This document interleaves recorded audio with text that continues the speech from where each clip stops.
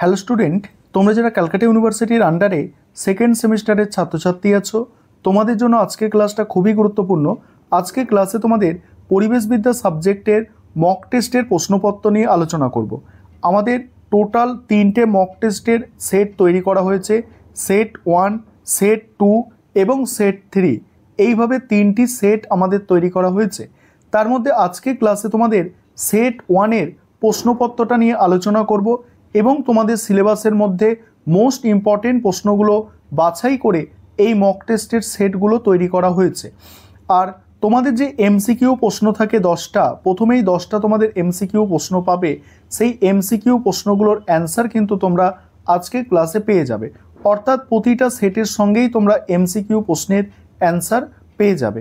এখানে এমসিকিউ যে প্রশ্নগুলো রাখা হয়েছে দেখো, এবং এখানে যে প্রশ্নের কাঠামো অর্থাৎ যে প্যাটার্ন ফলো করা হয়েছে, তোমাদের পরীক্ষায় সেম কোয়েশ্চেন প্যাটার্ন ফলো করা হবে এবং তোমাদের এইভাবেই প্রশ্ন কাঠামো তৈরি হয়। প্রথম প্রশ্ন, পরিবেশ শিক্ষার জন্ম সংক্রান্ত আন্তর্জাতিক ঘোষণাপত্র কোনটি? এখানে দেখো 4টি অপশান দেওয়া আছে: স্টকহোম ঘোষণা, টিবলিসি ঘোষণা, রিও আর কিয়োটো প্রোটোকল। পরের প্রশ্ন, ভারতে বন্যপ্রাণী সংরক্ষণ আইন কত সালে প্রণীত হয়? 1971, 72, 80 নাকি 1986? নেক্সট, মল্টিক প্রোটোকল প্রধানত কিসের সাথে সম্পর্কিত? জলবায়ুর পরিবর্তন, জীববৈচিত্র্য সংরক্ষণ, ওজোন স্তর ক্ষয় না বন্যপ্রাণী সংরক্ষণ? পরের প্রশ্ন, নিম্নলিখিত কোনটি একটি মনুষ্যসৃষ্ট বিপর্যয়ের উদাহরণ? সুনামি, ভূমিকম্প, ভোপাল গ্যাস বিপর্যয় নাকি ভূমিধস? তারপরে চিপকো আন্দোলনের সাথে যুক্ত কে? মেধা পাটেকার, সুন্দরলাল বহুগুণা, বাবা আমতে না সেলিম আলী?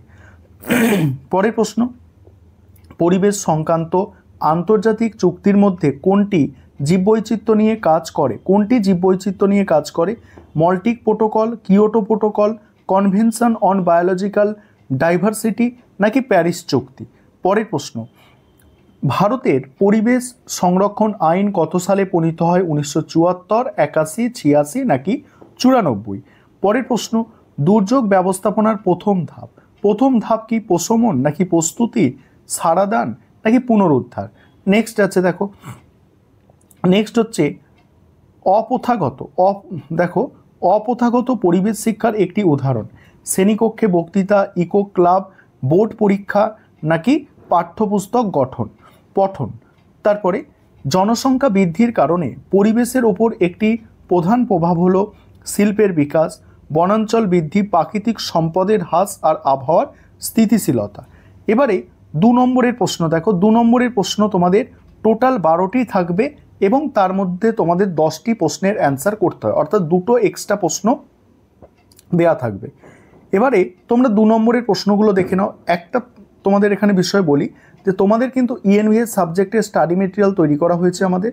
যদি কেউ স্টাডি মেটেরিয়াল পারচেস করতে চাও, তোমরা নিচে দেওয়া নম্বরে যোগাযোগ করে স্টাডি মেটেরিয়াল পারচেস করে নিতে পারো।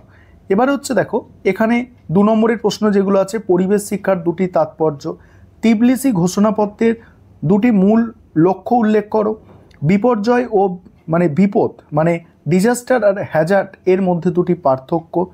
তারপরে দেখো, পুনর্বাসন ও পুনর্স্থাপনের ধারণা সংক্ষেপে লেখো, পরিবেশ সংরক্ষণে সংস্কৃতির 2টি ভূমিকা কী, পরিবেশগত আইন প্রণয়নের 2টি উদ্দেশ্য লেখো।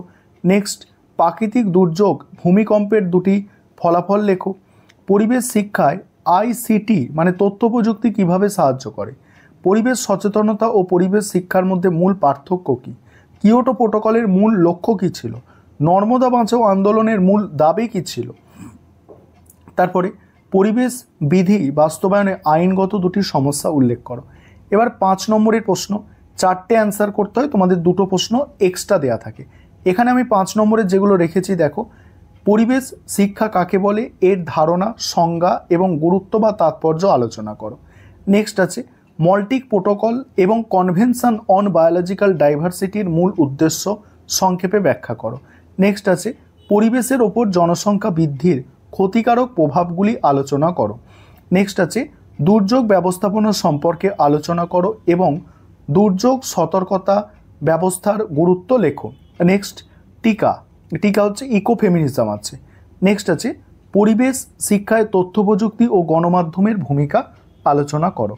এবার দেখো উত্তর দেখে নাও। তোমাদের প্রথম যে সেট আছে সেখানে অ্যান্সারগুলো আমি স্ক্রল করে যাচ্ছি, তোমরা অ্যান্সারগুলো মিলিয়ে নেবে এবং তোমরা কতগুলো অ্যান্সার সঠিক মানে বুঝতে পেরেছো বা করতে পেরেছো অবশ্যই কমেন্টে জানাবে। যে এমসিকিউ কি 10টাই তোমরা নিজেরা পারলে সেটা একটু কমেন্টে জানিও, এবং পরবর্তী সেট তোমরা যারা চাইছো অবশ্যই